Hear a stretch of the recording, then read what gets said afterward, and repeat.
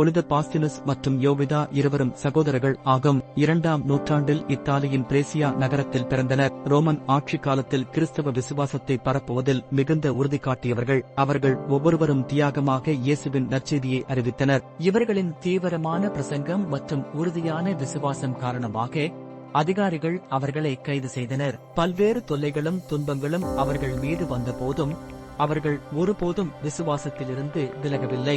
இறுதியாக அவர்கள் கத்திக்கொல்லப்பட்டு 120ஆம் ஆண்டு மறைசாட்சி ஆகினர். பிரேசியா நகரத்தின் பாதுகாவலர் புனிதர்கள் என கத்தோலிக்க திருச்சபை மதிக்கிறது. அவர்கள் சகோதர உறவின் உறுதி, நம்பிக்கை மற்றும் தியாகத்தின் பேரொளியாக விளங்குகின்றனர். ஜெபம். புனித பாஸ்தினுஸ் மற்றும் யோவிதாவே, நீங்கள் இயேசுவுக்காக உங்கள் உயிரைச் செலுத்தினீர். எங்களுக்கும் உறுதியான விசுவாசத்தையும் துன்பங்களை கடந்து செல்லும் ஆற்றலையும் அருள்வீராக. எங்கள் குடும்பங்களையும் சகோதர உறவுகளையும் கடவுள் அருளால் இணைப்பதற்கும் வழிநடத்துவீராக.